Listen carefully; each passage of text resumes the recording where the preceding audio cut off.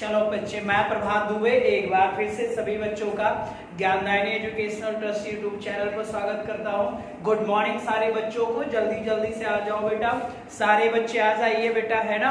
Polity की class है और हम लोग बच्चे राज्यसभा के बारे में बात कर रहे थे और राज्यसभा के बारे में हमने बेटा सदस्यों तक बात कर लिया था और राज्यसभा सीटों की संख्या भी मैंने आपको बता दिया था बच्चे कि वर्तमान में कितनी राज्यसभा सीटें हैं और बच्चे कितनी होनी चाहिए और किन किन राज्यों में कितनी कितनी सीटें थी, यहां तक मैंने आप लोगों को बता दिया था बच्चे। ठीक है, तो अभी तक जितना भी मैंने राज्यसभा में बताया बेटा, एक बार सारे बच्चे कमेंट्स कर दो, सारे बच्चों का क्लियर है कि नहीं है, या भी कोई पॉइंट समझ में नहीं आया, सारे बच्चे बता दीजिए, क्योंकि आज सभापति के बारे में और उप सभापति के बारे में आपको बताऊंगा बेटा। सारे बच्चे बताइए।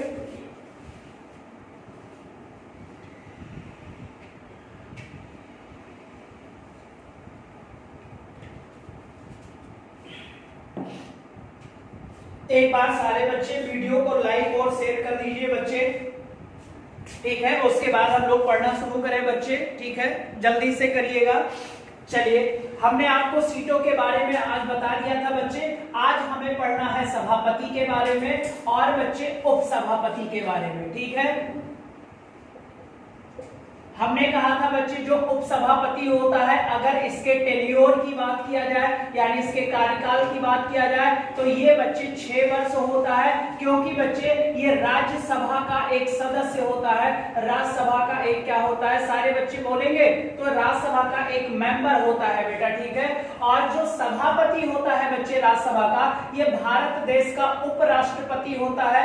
और आपको पता है सर कि उपराष्ट्रपति का भारत देश में जो कार्यकाल होता है वो कितने वर्ष होता है, आप बोलोगे सर इसका 5 वर्ष होता है। क्लियर हो जाएगा। अब ध्यान से देखिएगा बच्चे, अगर सभापति और उपसभापति की बात किया जाए तो कौन से अनुच्छेद में इनका प्रावधान है, तो 89 में बच्चे कहा गया है कि एक राज्यसभा का सभापति होगा जिसे चेयरमैन ऑफ राज्यसभा कहा जाएगा, एक उपसभापति होगा जिसे डिप्टी चेयरमैन ऑफ राज्यसभा कहा जाएगा। क्लियर हो जाएगा। तो यहां पर देख लीजिए बच्चे, जो उपसभापति होता है ये राज्यसभा का ही एक सदस्य होता है। और वर्तमान में अगर पूछा जाए तो मैंने करंट पॉइंट कराया था, हरिवंश बच्चे राय है। कौन है बेटा, हरिवंश राय समय राज्यसभा के क्या है, उपसभापति है। और मैंने जब लोकसभा अध्यक्ष बताया था तो वर्तमान में लोकसभा अध्यक्ष ओम बिरला है, लेकिन उपाध्यक्ष का पद बेटा जो होता है लोकसभा का वो हरदम विपक्ष के नेता को मिलना चाहिए, लेकिन इस बार विपक्ष का कोई व्यक्ति बच्चे है ही नहीं है, इस वजह से लोकसभा में उपाध्यक्ष का पद क्या है, खाली है बेटा, ठीक है। तो चलो हम लोग राज्यसभा और बच्चे सभापति और उपसभापति के बारे में बात करेंगे, ठीक है। चलिए, आर्टिकल 89 में बच्चे सभापति और उपसभापति का प्रावधान है, ठीक है। तो पहला हेडिंग सारे बच्चे डालिएगा,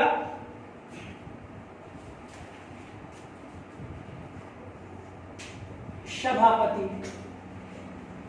और सभापति वही होता है बच्चे जो भारत देश का क्या होता है, उपराष्ट्रपति होता है। लेकिन बच्चे यहाँ पर सभापति का प्रावधान अनुच्छेद 89 में है। किसमें है बच्चे, अनुच्छेद 89 में है बेटा, ठीक है। और आपको पता है बच्चे कि जो उपराष्ट्रपति होता है, उपराष्ट्रपति होता है, वो सभापति तो होता है लेकिन ये मेंबर नहीं होता बच्चे।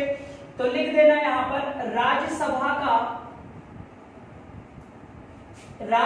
का सदस्य नहीं होता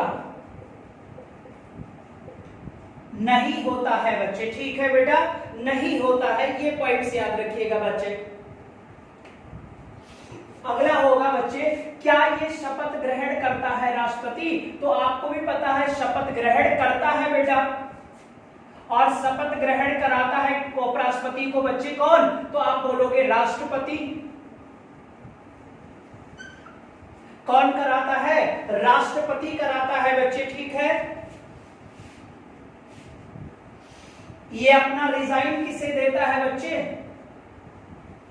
तो ये भी आपको पता होगा, राष्ट्रपति देता है राष्ट्रपति को। अगर इसका हम कार्यकाल पूछे, टेन्योर पूछे, तो आपको पता है सर इसका टेन्योर कितना होता है, 5 वर्ष होता है, यानी कार्यकाल कितना होता है, 5 वर्ष होता है बच्चे, ठीक है।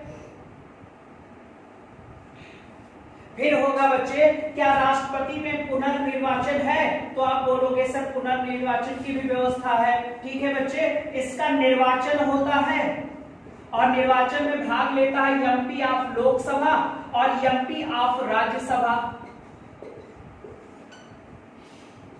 और आपको पता है सर कि उपराष्ट्रपति का जो इलेक्शन होता है वो क्या होता है, अप्रत्यक्ष होता है बेटा। ये सब मैंने उपराष्ट्रपति में पढ़ाया है आप लोगों को। ठीक है, नोट कर लो इतना जल्दी से। इसको जो वेतन मिलता है बच्चे वो भारत की संचित निधि से सभापति के रूप में कार्य करने से।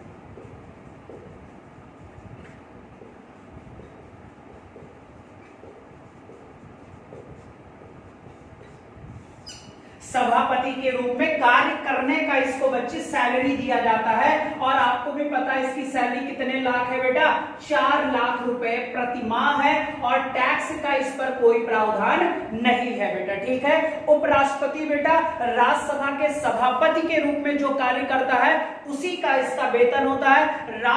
उपराष्ट्रपति पद का अपना कोई वेतन नहीं होता है और इसे बच्चे कहां से दिया जाता है, बच्चे कंसोलिडेटेड फंड से दिया जाता है।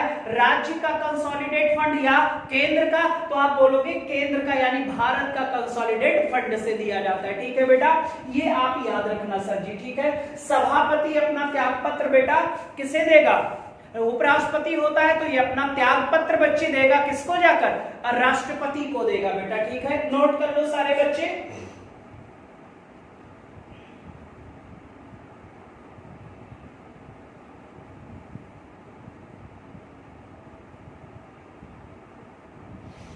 ठीक है, चलिए अब इतनी बात हो गई हमारी बच्ची, क्योंकि सभापति तो भाई उपराष्ट्रपति ही होता है। अब हमें बच्चे उप सभापति के बारे में बात करना है। और वर्तमान में बच्चे जो सभापति हैं वो है सर एम वेंकैया नायडू। कौन है बेटा, एम वेंकैया नायडू, क्योंकि भारत देश के वही क्या है, उपराष्ट्रपति हैं। भारत के वही क्या है बेटा, उपराष्ट्रपति हैं। अब यहाँ पर बच्चे क्या डालेंगे, उप सभापति डालेंगे। अब जो ये उप सभापति होता है, अगर इसके पहले पॉइंट की बात किया जाए बच्चे, तो ये एमपी ऑफ राज्यसभा होता है। राज्यसभा का सदस्य होता है बच्चे। राज्यसभा का क्या होता है, सदस्य होता है। तो पक्का इसका टेन्योर जो होगा बच्चे, कार्यकाल जो होगा वो कितने वर्ष का होगा भाई, बताओ जल्दी से, 5 वर्ष होगा कि 6 वर्ष होगा, तो आप बोलोगे 6 वर्ष होता है बेटा। ठीक है, अब अगर पूछा जाए क्या सर उप सभापति अपने पद की शपथ ग्रहण करता है, ओथ लेता है, तो आप बोलोगे नहीं लेता है, क्योंकि एक मेंबर के रूप में ही ये शपथ ले चुका होता है। ऐसे ही मैंने लोकसभा में भी बताया था बच्चे। ठीक है, अगर बच्चे हम इसके बात किया जाए कि ये रिजाइन किसको देता है, तो आप बोलोगे सर ये रिजाइन किसको देगा, तो ये सभापति को देगा बेटा, यानी जो त्याग पत्र देगा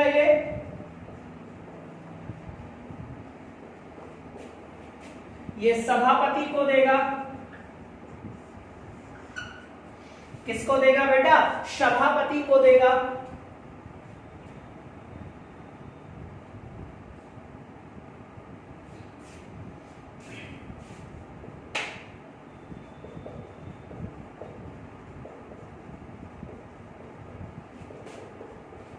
ये राज्यसभा सदस्यों द्वारा चुना जाता है बच्चे।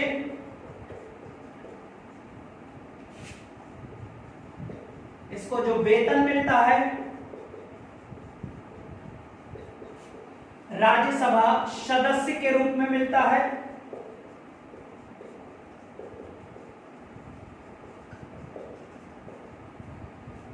संचित निधि से।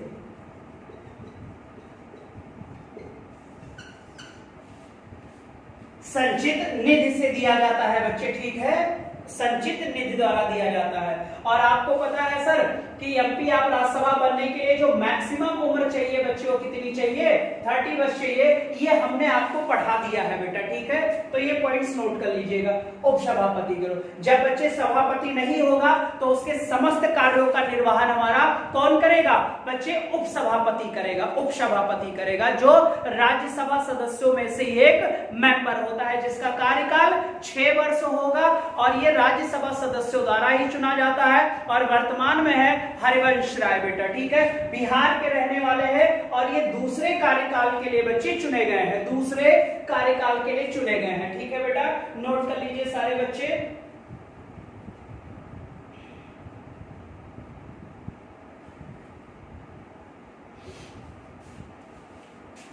और बताओ इतना बात समझ में आ गया सारे बच्चों को?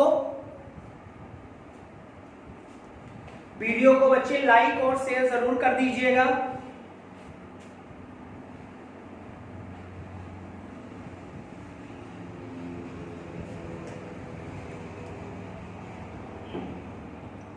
चलो आगे बढ़ा जाए बच्चे। फिर ये सभापति उपसभापति के कुछ पॉइंट्स हो गए बच्चे।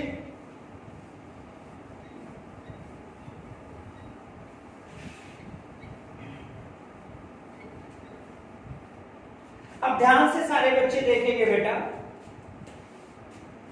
अगर हम 89 की बात करें, जो हमारा आर्टिकल 89 है बेटा, ठीक है, तो इसमें बच्चे बात किया गया है सभापति की और बात किया गया है बेटा कि हमारे राज्यसभा में एक सभापति होगा और एक उपसभापति होगा। और जो हमारा आर्टिकल बच्चे 90 है, 90 है, ये बच्चे इन दोनों को हटाने की प्रक्रिया, हटाने की क्या है बच्चे, प्रक्रिया है। ध्यान से सुनना बच्चे। अब हटाने की प्रक्रिया में आपको याद होगा सर, अगर सभापति को हटाना है तो सभापति को अगर पद से हटाना है तो उपराष्ट्रपति को ही तो पद से हटाना होगा बेटा, और उपराष्ट्रपति को अगर पद से हटाना है तो इसे बच्चे कितने दिन पहले इन्फॉर्म करना होगा, सबसे पहला पॉइंट होगा। यानी अगर उपराष्ट्रपति को पद से हटाना है तो 14 दिन पहले इसको सूचित करना क्या है, अनिवार्य है बच्चे। फिर बेटा आपको पता है इसके नाम का बिल लाया जाएगा, हटाने वाला बिल बेटा, ठीक है, और ये बिल कहां पेश होगा, राज्यसभा में पेश होगा।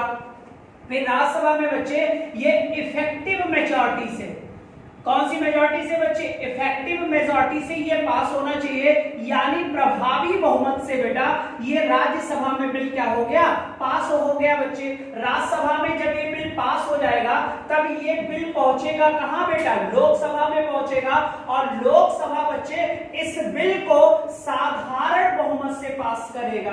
कौन से बहुमत से बेटा, साधारण, यानी सिंपल मेजॉरिटी से पास कर देगा बच्चे। कौन सी मेजॉरिटी से बेटा, सिंपल मेजॉरिटी से पास कर देगा। अब ध्यान से देखना, अगर उपराष्ट्रपति को, क्योंकि जो उपराष्ट्रपति होगा वही सभापति होगा, अब बेटा उपराष्ट्रपति पद से हट जाए तो सभापति चला गया, तो बच्चे उपराष्ट्रपति को हटाने के लिए बिल लाया जाता है। बिल बच्चे लाने के बाद कितने दिन पूर्व सूचना देना होगा, 14 दिन पूर्व बताना होगा। फिर ये बिल राज्यसभा में आएगा, राज्यसभा में प्रभावी बहुमत से बच्चे इफेक्टिव मेजॉरिटी से पास होगा। फिर ये कहां जाएगा, पास होने के बाद लोकसभा में, लोकसभा में बच्चे साधारण बहुमत से जब ये बिल पास हो जाएगा तो राष्ट्रपति या सभापति को पद से हटा दिया जाएगा। एक तो बच्चे हमारा सभापति वाला ये प्रक्रिया होता है, ठीक है। अब यहाँ पर अगर हम बच्चे उपसभापति की बात करें, किसकी बात करें बच्चे, उपसभापति की बात करें, ठीक है। देखो उपराष्ट्रपति को हटाने के लिए बेटा दोनों जगह बिल पास होना चाहिए, लेकिन दोनों की मेजॉरिटी अलग अलग है। और अगर राष्ट्रपति को हटाना है तो बिल चाहे लोकसभा में ले आओ चाहे राज्यसभा में ले आओ बेटा, लेकिन अगर उपराष्ट्रपति को हटाना है तो सबसे पहले बिल राज्यसभा में ही लाना पड़ेगा बेटा। अब अगर उपसभापति को हटाना है तो यहां पर भी बच्ची वही प्रक्रिया है, 14 दिन पहले इन्हें सूचना देना क्या होगा, अनिवार्य, और इन्हें पद से हटाना है तो बिल लाना होगा। इनका बिल सिर्फ और सिर्फ कहां बेटा, राज्यसभा में जाएगा और राज्यसभा में इफेक्टिव मेजॉरिटी से बेटा, कौन सी मेजॉरिटी से? इफेक्टिव मेजॉरिटी से बच्चे, यानी कि प्रभावी बहुमत से बच्चे जब ये बिल क्या हो जाएगा, पास हो जाएगा, तो उपसभापति को उनके पद से बेटा क्या कर दिया जाएगा, हटा दिया जाएगा। यहां पर लोकसभा में इस बिल को जाने की जरूरत नहीं है। क्लियर हो जाएगा? सारे बच्चे डन करो बेटा, बताओ ये दोनों समझ में आ गया पॉइंट कि नहीं आ गया? और ये कौन से आर्टिकल में है? 80 में है सर। महाभियोग शब्द का प्रयोग यहां पर नहीं किया गया है, लेकिन हाँ मेजॉरिटी के तहत बिल पास होना जरूरी है। सारे बच्चे बताओ समझ में आया ना ये दोनों पॉइंट्स? एक तरफ से बताओ बेटा।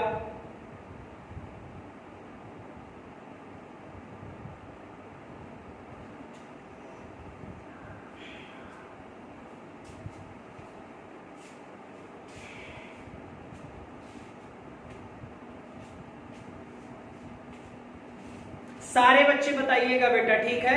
और जो काम बेटा लोकसभा अध्यक्ष का लोकसभा में होता है, वही काम बेटा राज्यसभा में सभापति का होता है। ये बात याद रखिएगा। सदन की कार्यवाही का संचालन करना, सदन में बच्चे शांति व्यवस्था बनाए रखना, सदन को स्थगित करना। क्लियर हो जाएगा?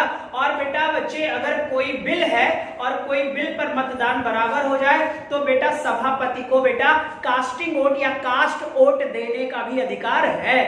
कास्ट वोट देने का अधिकार बच्चे यहां पर सभापति को है। हालांकि बेटा सभापति किसी भी सदन का सदस्य नहीं होता, फिर भी बच्चे उसे हमने राइट्स दे रखा है बेटा, ठीक है? हमने उसको अधिकार दे रखा है कास्टिंग वोट का बेटा, ठीक है? और आपको पता है सर कि भारत के पहले उपराष्ट्रपति थे सर्वपल्ली राधाकृष्णन, और वर्तमान उपराष्ट्रपति हैं बच्चे एम वेंकैया नायडू बेटा, ठीक है? और उपराष्ट्रपति जो उपसभापति हैं वर्तमान में हरिवंश राय हैं बेटा, हरिवंश राय, ठीक है? हरिवंश राय है।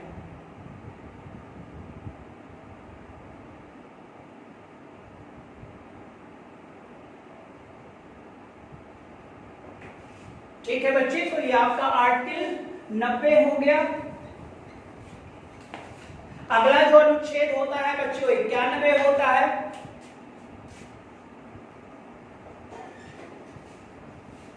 इन दोनों के कर्तव्यों का निर्वहन, इन दोनों के कर्तव्यों का क्या है बच्चे? निर्वहन है बेटा। और अगर बच्चे आपको भी पता है, अगर सभापति नहीं होगा तो उसका सारा का सारा काम बच्चे, उसके कर्तव्यों का निर्वहन कौन करेगा? उपसभापति करेगा बच्चे, ठीक है बच्चे? इनके यहां पर ड्यूटीज के बारे में प्रावधान किया गया है बच्चे 91 में बेटा, ठीक है?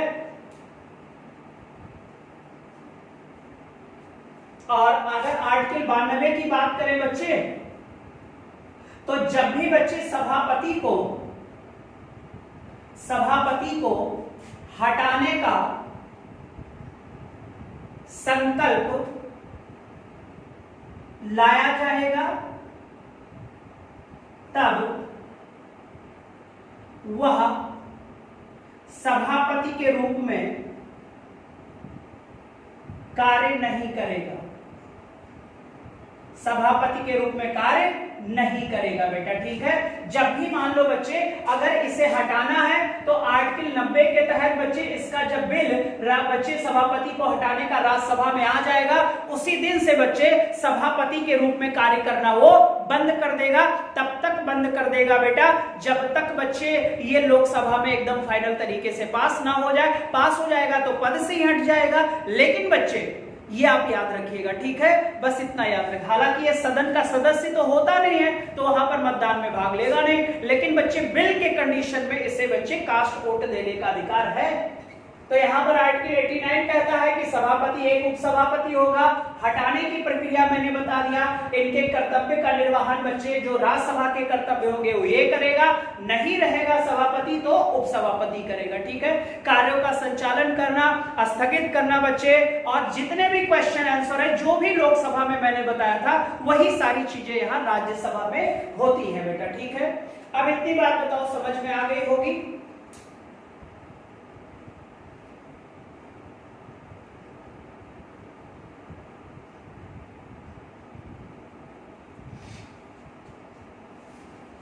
ठीक है बच्चे, चलो नेक्स्ट टॉपिक शुरू करते हैं बेटा हम।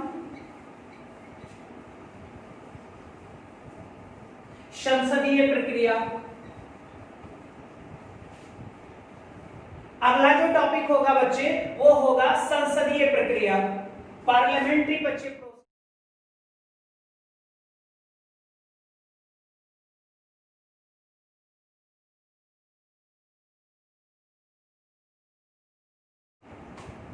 चलो अगला पॉइंट है बच्चे यहां पर संसदीय प्रक्रिया बच्चे।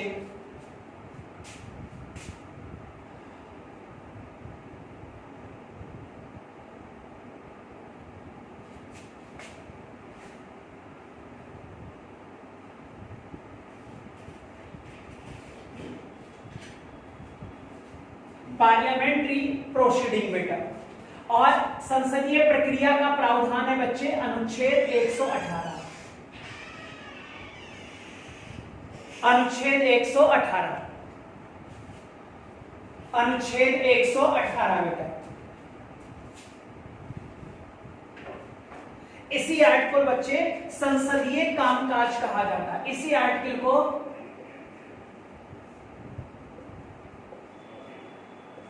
संसदीय कामकाज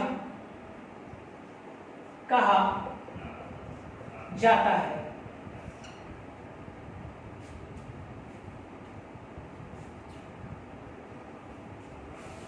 हो गया, ध्यान से सुनना बच्चे। जब बेटा भारतीय संविधान का निर्माण हुआ तो हमने संसदीय व्यवस्था लिया बच्चे ब्रिटेन से। संसदीय व्यवस्था हमने कहां से लिया बेटा? ब्रिटेन से लिया बच्चे। और ब्रिटेन से जब संसदीय प्रणाली हमारे यहां अपनाई गई बच्चे, तो हमने बच्चे क्या काम किया? हमारे संविधान निर्माताओं ने क्या काम किया कि जो भी संसद से संबंधित कानून होंगे वो सारे के सारे बच्चे संसद अपने अनुसार बनाएगी। वहां पर बच्चे जैसे शून्यकाल का नाम सुना होगा, प्रश्नकाल का नाम सुना होगा, अविश्वास प्रस्ताव, विश्वास प्रस्ताव, निंदा प्रस्ताव, कटौती प्रस्ताव, ये जितने भी बच्चे मोशंस आए और क्वेश्चन आवर आया, जितने भी प्रश्न काल आए, ये सब बेटा हमारे संसद की एक प्रक्रिया है जो बच्चे राज्यसभा और लोकसभा ने अपने अनुसार बनाए। ये सारे शब्द जो भी मैंने बोले, इन शब्दों का उल्लेख हमारे संविधान में नहीं है, लेकिन संविधान में आर्टिकल 118 ये कहता है संसदीय कामकाज प्रत्येक सदन अपने अनुसार नियम कानून बना सकता है बच्चे। ठीक है, इतनी ही बात की गई है हमारे आर्टिकल 118 में। बट यहां पर कोई चीज मेंशन नहीं की गई बच्चे कि ये प्रश्नकाल होगा, ये बच्चे शून्यकाल होगा, ये अविश्वास प्रस्ताव होगा, ये विश्वास प्रस्ताव होगा, या ऐसे कोई भी बच्चे चीजों का यहां उल्लेख नहीं किया गया है। सिर्फ इतना कहा गया है कि भाई संसद अपने अनुसार नियम कानून का निर्माण कर सकती है, और ये प्रावधान संसद को मिला आर्टिकल 118 के तहत, अनुच्छेद 118 के तहत। क्लियर? बताओ, समझ में आया?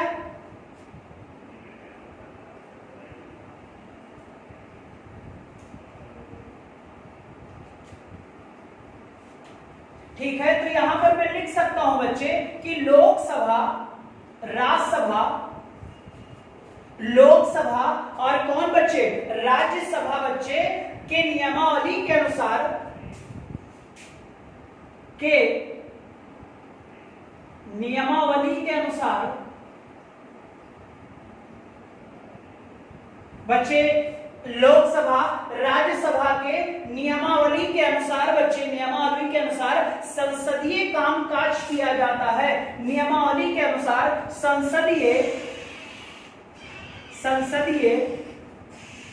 कामकाज किया जाता है। ठीक है बच्चे, और ये सारे नियमावली कौन से आर्टिकल के तहत बनाएगा?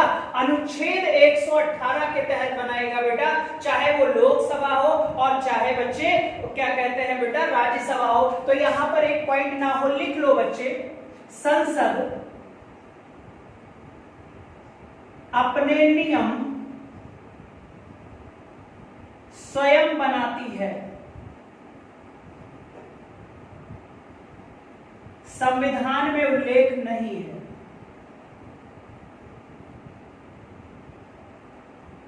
संविधान में उल्लेख नहीं है। ऐसे मैंने लोकसभा सीटों के बारे में भी आपको बताया था कि लोकसभा सीटों का भी उल्लेख हमारे संविधान में नहीं है, लेकिन बच्चे जन प्रतिनिधित्व कानून आया था 1950 में आया था, 1950 में आया था, वहीं पर बच्चे लोकसभा सीटों का प्रावधान है, जिसमें आए दिन क्या किया गया, बढ़ोतरी किया गया है और वर्तमान में 550 सीटें हो गई। तो ये लिख लो बच्चे पॉइंट, और ये वाला पॉइंट बताओ समझ में आ गया कि नहीं आ गया। सारे बच्चे बताएंगे बेटा।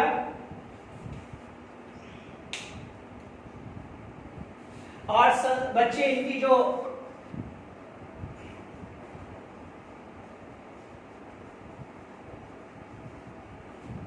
फर्स्ट सिटिंग कहते हैं बच्चे,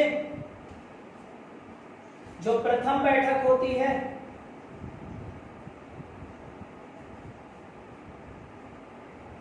ग्यारह बच्चे AM से 1 PM तक होती है बेटा। और जो सेकंड सीटिंग होती है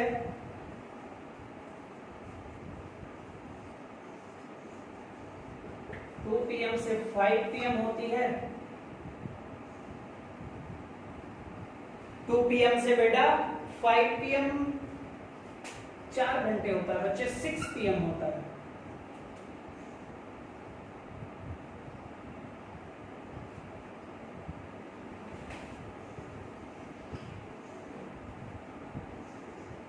और आपको पता है 1 से 2 के बीच में 1 घंटे का गैप होता है, इसे बच्चे लंच आवर कहते हैं। अभी मैं लिख दे रहा हूं, लंच आवर कहते हैं बेटा, ठीक है। इतना लिख लो सारे बच्चे, और यहां तक बता दो सारे लोग कि समझ में आ गया सर। अगर नहीं आया तो मैसेज जरूर कर देना।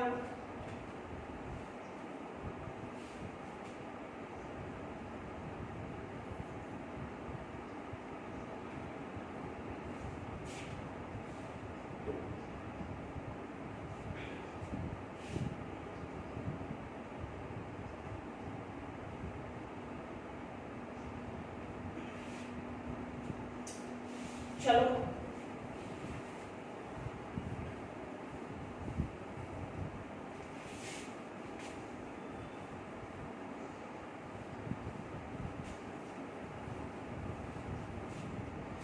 अब ये जो बैठक वाला होता है बच्चे, आपको भी पता है 11 से 12,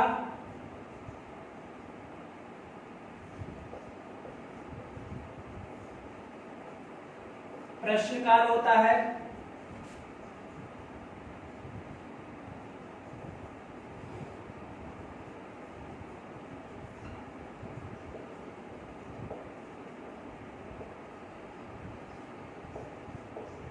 लंच रहता है,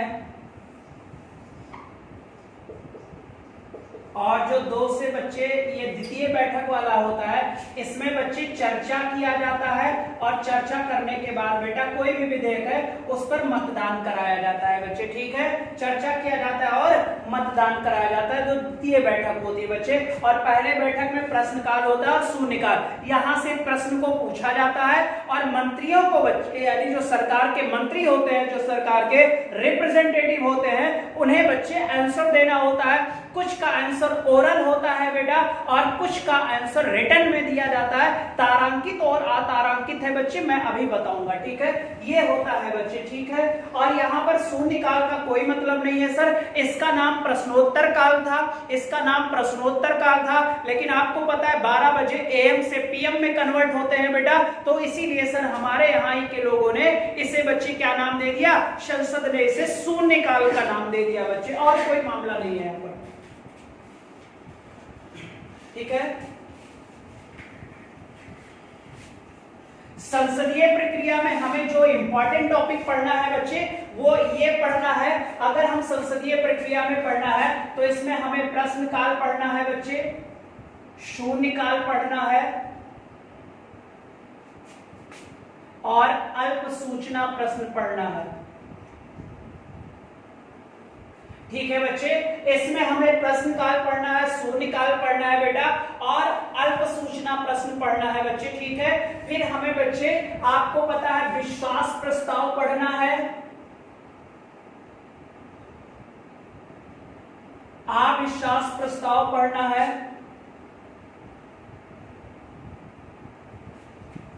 ठीक है बच्चे, निंदा प्रस्ताव पढ़ना है, कटौती प्रस्ताव पढ़ना है, ठीक है बच्चे, कटौती प्रस्ताव पढ़ना, अविश्वास प्रस्ताव पढ़ना है बच्चे, ठीक है, स्थगन प्रस्ताव भी पढ़ना है, ध्यान आकर्षक प्रस्ताव भी पढ़ना है,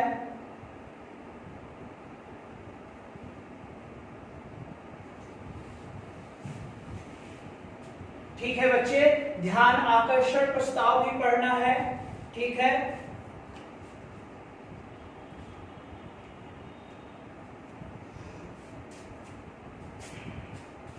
धन्यवाद प्रस्ताव भी पढ़ना है, ठीक है।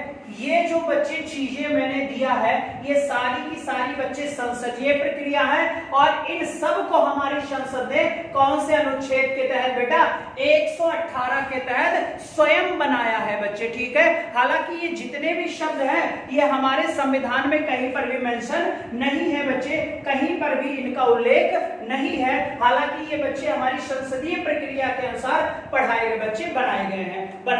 क्लियर हो जाएगा बच्चे, संविधान में कहीं पर भी नहीं लिखा है, और ये आर्टिकल 118 के तहत बनाए गए हैं बच्चे, आर्टिकल के तहत बनाए गए, ठीक है। हमारा सभापति भी हो गया है, उपसभापति हो गया बच्चे, और हम लोग संसदीय प्रक्रिया यानी पार्लियामेंट्री प्रोसीडिंग को शुरू कर दिया, ठीक है। चलो बताओ, इतना सब कुछ बच्चे जो है इसी को हमें एक एक करके पढ़ लेना है, फिर बच्चे आपका संसदीय प्रक्रिया भी समाप्त हो जाएगा, ठीक है। चलो जल्दी से हमारे एक क्वेश्चन का आंसर दीजिए, सारे बच्चे आंसर देंगे बेटा, जितने लोग शुरू से पढ़ रहे हो। अगर पढ़ रहे हो बच्चे तो सबसे पहला तो हम लोगों को, आपको भी पता है, पढ़ना है सर प्रश्नकाल,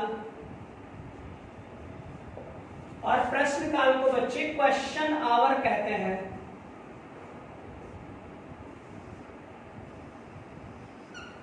समय हमने बता दिया 11 से 12, समय हमने बता दिया प्रश्नकाल में। अब अगर बच्चे बात किया जाए तो आपको पता है कि अगर विश्व में सर्वप्रथम बच्चे इसकी शुरुआत हुई तो आपको पता है ब्रिटेन से हुई, और ब्रिटेन से ही प्रश्नकाल बच्चे कहां पहुंचा, भारत में पहुंचा। कोई बच्चा बताएगा कि कौन से अधिनियम में हमने बच्चे भारत, या कह सकते हो कौन से अधिनियम में ब्रिटिशर्स ने भारतीयों को कुछ मुद्दों पर प्रश्न पूछने का राइट दिया था, यानी कि अधिकार दिया था। कोई बच्चा हो वो बताए हमें कौन से अधिनियम में बेटा। सारे बच्चों को पढ़ाया हूं, छोड़ा नहीं, और बताया था मैंने जब वहां पढ़ाया था किसी एक्ट में बेटा कि हम इससे बच्चे संसदीय प्रक्रिया में एक बार और बात करेंगे, ठीक है। सारे बच्चे बताओ।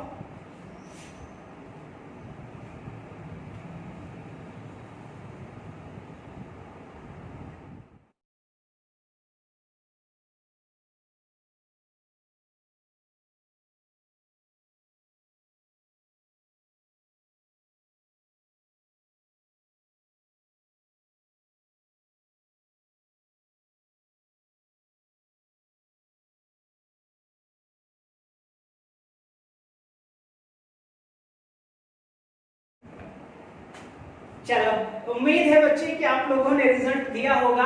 अगर हम पहली बार अगर प्रश्न की बात करें बच्चे, तो आपको पता है ना सर 1892 का जो अखिल भारतीय अधिनियम था या भारतीय परिषद अधिनियम था बच्चे, भारतीय परिषद जो एक्ट आया था उसमें बच्चे हमें प्रश्न पूछने का अधिकार मिला था, और सिर्फ किस पर बेटा, बजट पर। याद होगा, और मैंने बताया था बच्चे 1892 का इंडियन काउंसिल एक्ट मैंने पढ़ाया था आप लोगों को, और वहां बताया था बच्चे कि यहां पर भारतीयों को पहली बार प्रश्नकाल, तो प्रश्नकाल की वैसे शुरुआत तो बच्चे ब्रिटेन में हुई थी, और ब्रिटिशर्स ने भारतीयों को बच्चे अधिकार भारत में कब दिया बच्चे, 1892 का इंडियन काउंसिल एक्ट बेटा, और सिर्फ हमें प्रश्न पूछने का अधिकार मिला था किस पर, बजट पर। संपूर्ण तरीके से हमें राइट 1919 के मॉन्टेग्यू चेम्सफोर्ड सुधार में मिला था। ठीक है, तो ये बच्चे क्वेश्चन आवर का इतिहास था। हालांकि इसकी शुरुआत बेटा ब्रिटेन में हुई थी और भारत में इसकी शुरुआत 1892 में हो गया था। ये तो था हमारा बच्चे। और आज बच्चे आर्टिकल 118 के तहत ये संसदीय प्रक्रिया में शामिल हुआ और इसका समय है बच्चे 11 से 12 बेटा। ठीक है, अब देखो बच्चे, यहां का जो पहला पॉइंट होगा बेटा, सदनों के सदस्य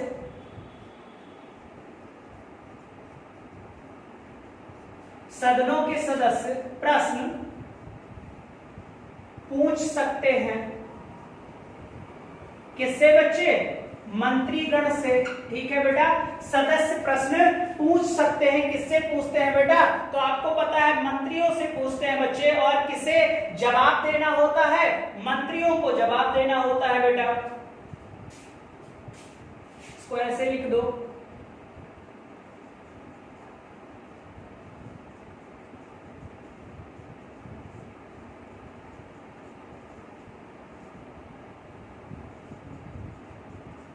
मंत्रियों को जवाब देना होता है। हालांकि यहां पर जितने भी प्रश्न पूछे जाते हैं बच्चे, इसकी पूर्व सूचना,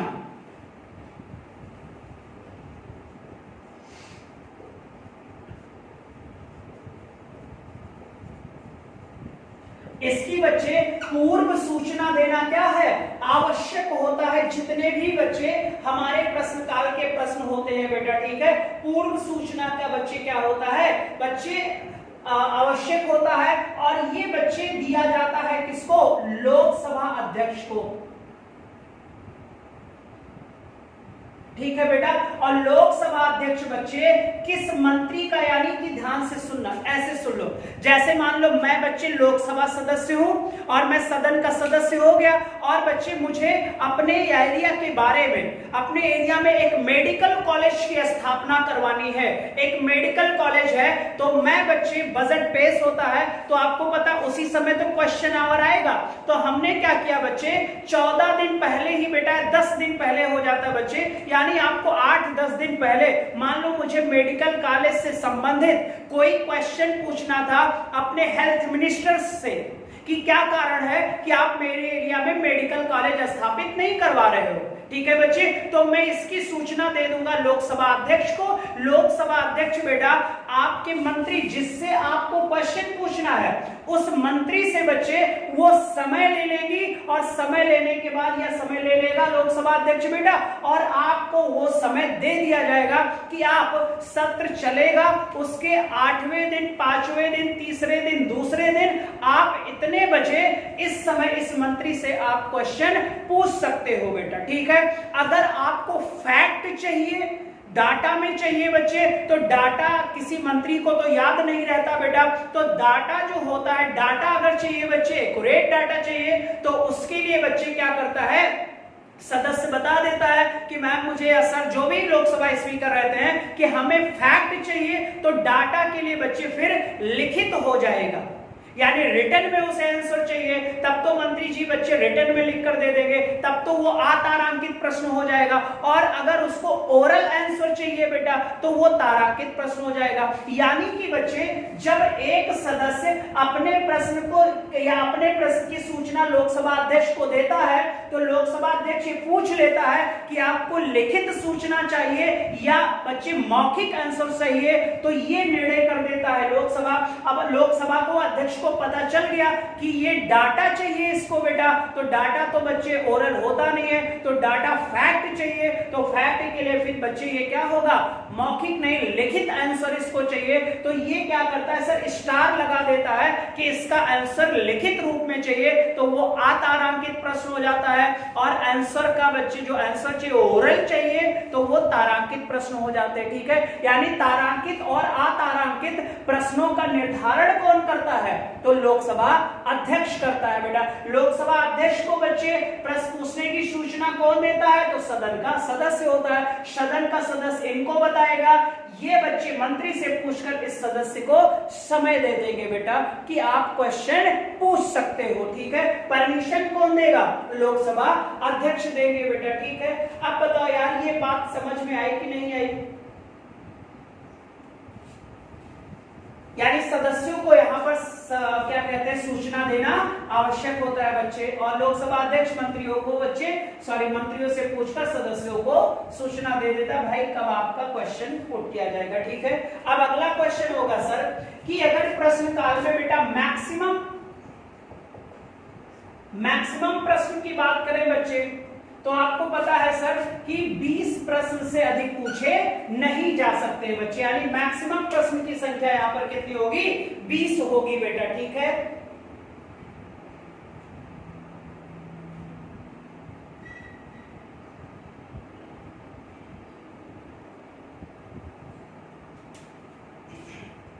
ठीक है बच्चे।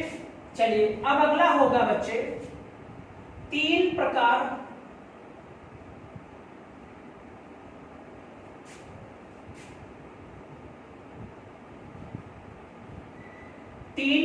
का प्रश्न पूछा जा सकता है बच्चे।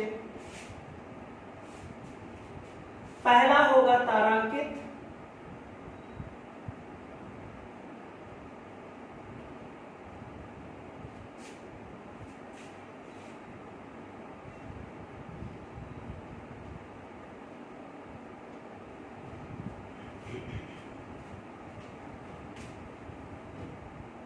इसका आंसर बेटा मौखिक लिया जाता है, ओरल। इसका आंसर बच्चे लिखित होता है और इस पर डिस्कस होता है बच्चे। ठीक है, अतारांकित प्रश्न होता है, लिखित रूप में आंसर होता है बच्चे, और तारांकित प्रश्न बच्चे मौखिक रूप से होता है। ठीक है, अब अगर बच्चे कोई तारांकित प्रश्न और मौखिक है तो बच्चे यहां पर पूरक प्रश्न पूछा जा सकता है।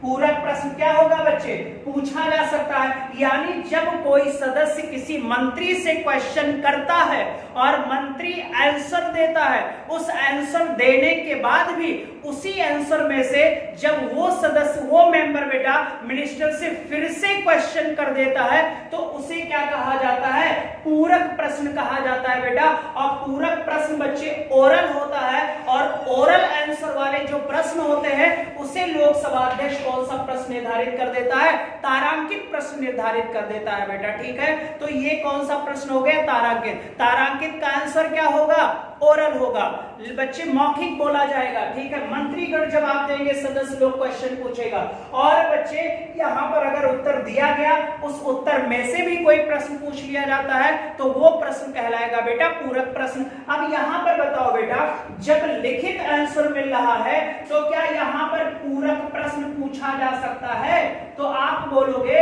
पूरक प्रश्न पूछा नहीं जा सकता बेटा। ठीक है, यहां पर तो पूछ लिया, अब यहां पर डाटा लिखकर आपको पहुंचा देगा बेटा, तो यहां पर पूरक प्रश्न पूछा नहीं जा सकता बच्चे। ठीक है, पूरक प्रश्न बच्चे पूछा नहीं जा सकता। ठीक है सर,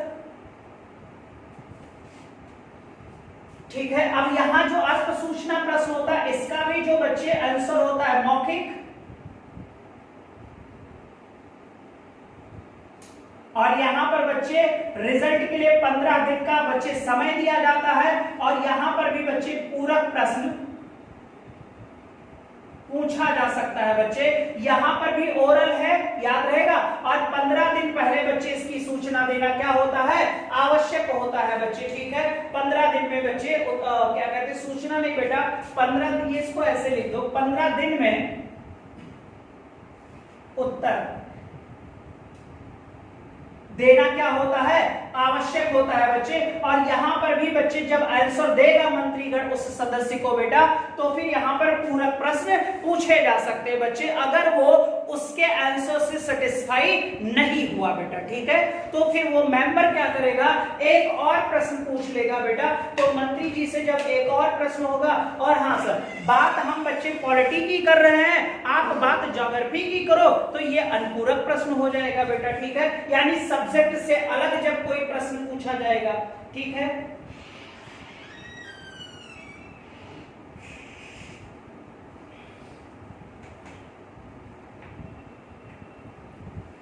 ठीक है बच्चे, यहां पर लिख देना बेटा,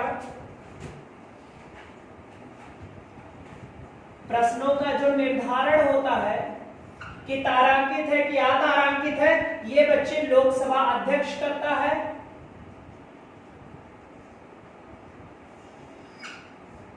और राज्यसभा का सभापति करता है।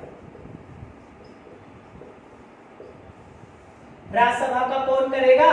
सभापति करेगा बेटा, ठीक है। तो आप बताओ ये बात समझ में आई कि नहीं आई? सारे बच्चे एक बार डन कर दो बेटा।